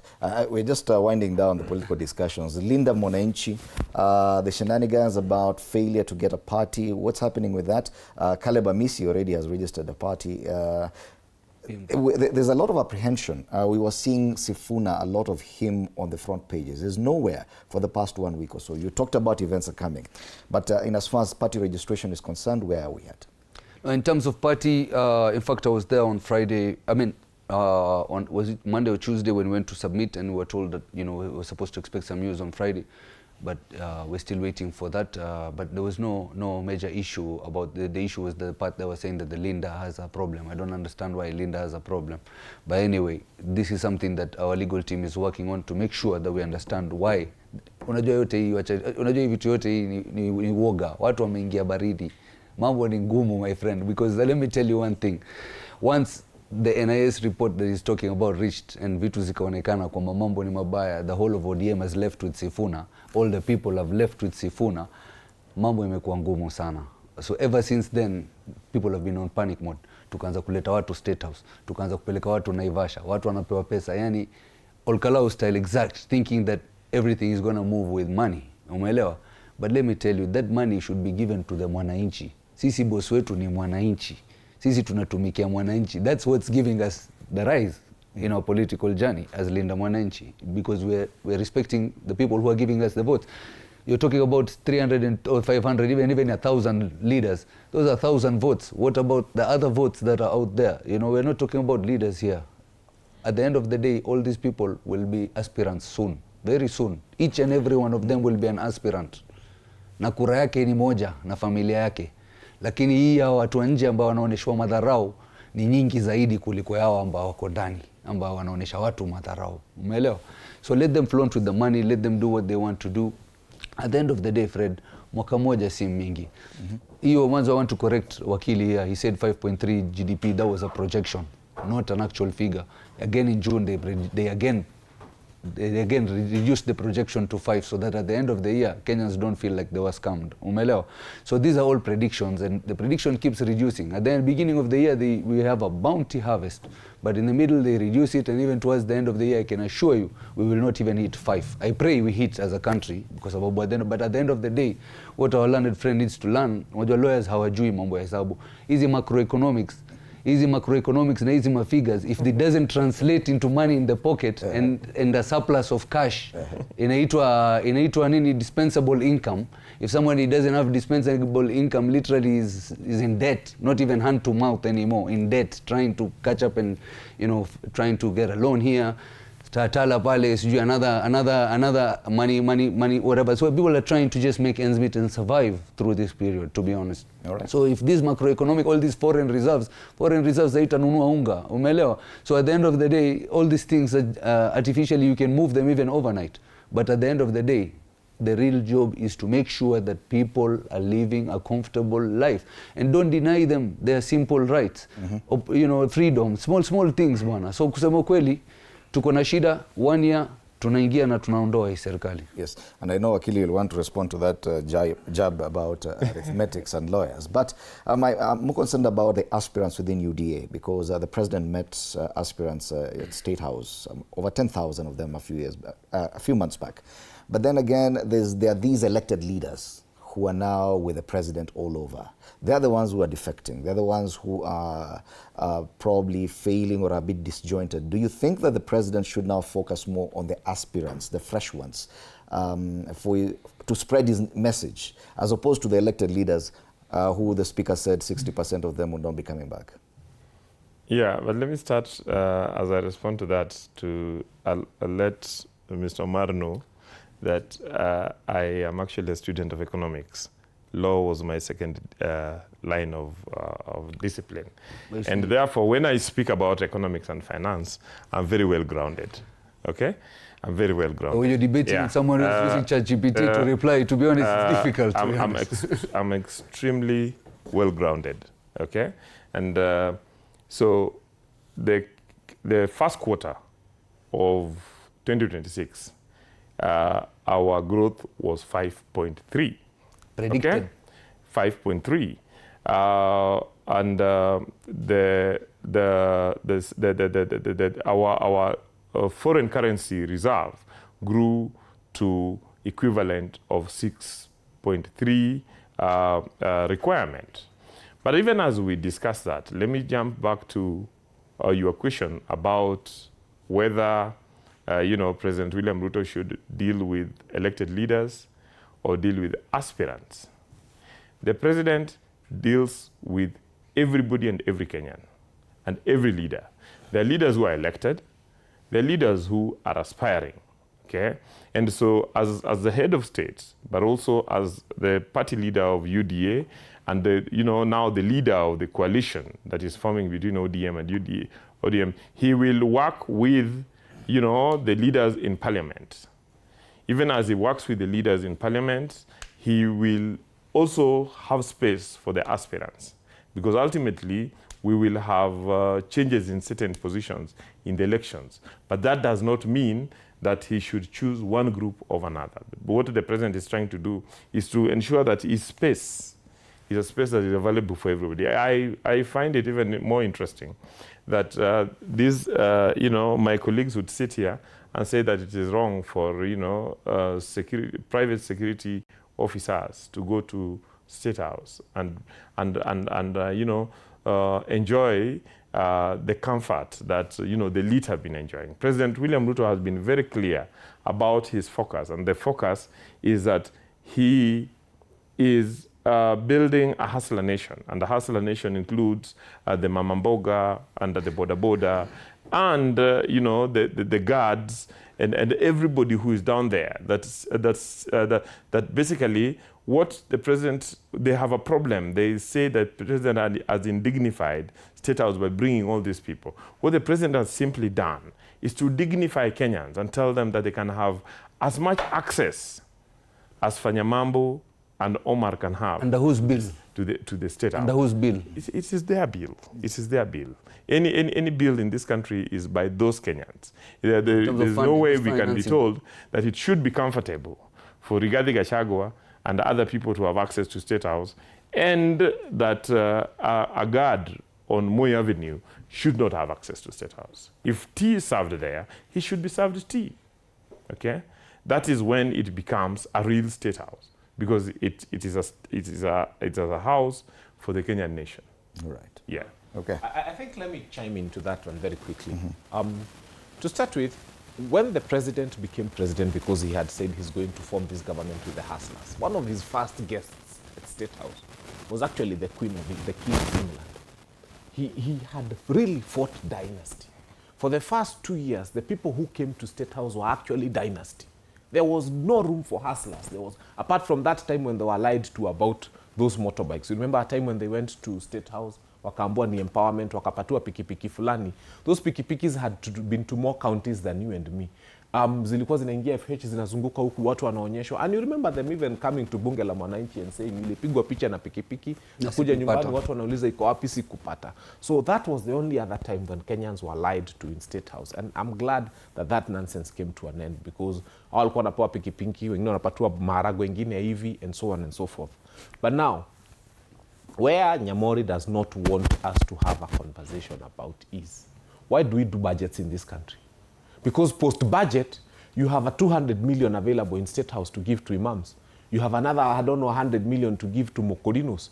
And there's a lot of money being wasted in State House on the wrong things, and nurses are on strike. That's the conversation that Nyamori does not want us to have. That you're inviting security guards who did not work for the state during that time, and then you are giving them bribes to be in State House, 27,000 of them, and even as announced they're 27,000. But whereas those nurses who have worked for this country, who even have a collective bargaining agreement with the same republic, cannot be taken care of. That is where we draw the line. But also, I want us to have a conversation as a nation that is respectful to our constitution.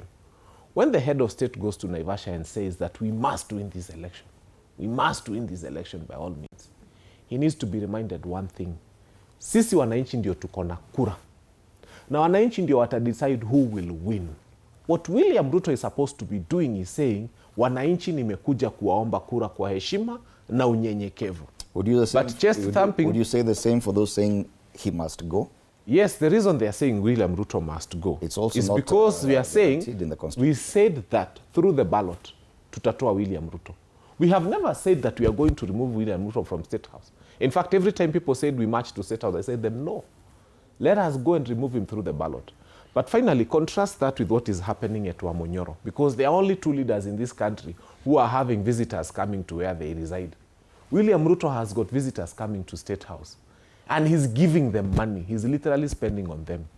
And then I'm seeing people coming from Marsabit with gifts for Rigathi Gachagua at Wamonyoro, which is very inconveniencing them from them to go. The Masai is cause ajui jokes hao. Walikuja na ng'ombe mpaka kukakosekana space ya kuzieka. I think Rigathi itabidi aombe space ya kuweka ng'ombe. And every other person who is going to Rigathi Gachagua is going with a goat or a cow or something. He's actually being given by people, whereas William Ruto is spending on people. And that's the difference, that we have UDA people spending on electorate to bribe them and give them things, hoping to get votes. And then we have people in the opposition receiving. Yani Wamonyoro has become a place where people are saying that Rigathi Gachagua is extorting people. And I asked them, why is his diary full? He's actually gotten to a place where you want to get a space to go and see him at Wamonyoro. Unaambua, from now the whole of September is taken. And these are people who are going there willingly. They spend their own money. Unajua ya William Ruto, they are mobilized. Wanaekwa school buses, wanalipiwa transport, na wanalipwa to go back. You know, can you imagine hosting people? They eat and then you pay them for eating and then they go home. And then you have a situation whereby you are hosting people in Wamonyoro. They even bring you gifts. So William Ruto has to realize he's lost it. Nani watu wanatoka Kilgoris. Wengine walitoka hapa, the Kipsigis community went to see Rigathi Gachagua. People from Marsabit, the Maasai, the Luya, people are going to Wamonyoro. State House is this place where our resources are being wasted on people. You know, why are you giving imams 10,000? What have they done for the country? Why are you giving Wakorino 10,000? What have they done for the country? Pay the nurses, pay the doctors, pay the teachers. Those are the people who've worked for Kenya. All right. And the conversation now is shifting to Vision 2060, the national dialogue that the president promised would be starting today, 12th of August. It is exactly 363 days to the next general election. We'll be beaming that event live that's taking place at the KICC, of course led by none other than President William Ruto. And if we could shift to that, I know we do have a break, but at least you may be able to give us a comment on this. Many critics say it is the wrong time, probably because we're in a campaign season. But once again, even the conversations around Vision 2030 happened prior to 2007 election. It's only that after that is when everything was formed. It may or may not be used as a campaign tool, but is it really wrong to have this conversation within the same year as we have the campaigns? No, I mean, Fred, every country has to think way ahead of time, you know, and it's okay for us to have a vision, and I highly encourage it. But this definitely is timed according to election. Because if the intentions were clear about 2060, we should have looked at the 2030 vision, see where we have reached with the vision, what have we achieved in the vision, what have we missed out on the vision, why didn't we achieve this, and how are we going to hold the people accountable for not helping us to reach this target by 2030. So that we can look at 2060 as a real target, not just a document the way this one is being looked at. You know, we can just say, okay, 2030 may expire, sasa tulete 2060. It's not going to work like that. We have to look at where we fell short and see how we can improve for 2060 vision and make sure that we are, and this 2060 vision is a joint vision. You know, it's not about vision actually. Most important is to implementation of whatever that we have a vision. So, and this is where the biggest problem lies in this government, where implementation is a problem. Vision, Kenyans, we're not short of ideas, Fred. We're not short of ideas. The biggest problem we have is implementation. And people like to sell a narrative. The same way we're talking about the hustler narrative coming back 4 years after administration. Now we're coming back to the same narrative, State House is ready for hustlers and this, you know. So it's always about the narrative. So 2060 vision is a really good one, but most importantly, we have to be sincere with our vision and sincere with the people and sincere with our country. Kwa sababu hatuwezi kutumia hii kama marketing gimmick just to achieve something in the election. Right. So my seriousness, the seriousness of this 2060 is definitely, and even if you look at the way 2030, the president is talking about it like, this is not my vision. So long as you are a Kenyan, that vision belongs to you, because we all agreed as a country by 2030 we need to reach here. And then now, so if he comes again and says 2031 is not a good one, let's look at the 2061, you know, then the next government, when Sifuna and the opposition comes in, we will scrap out that 2060 and come up with a proper 2060 that works for the Mwananchi. Right.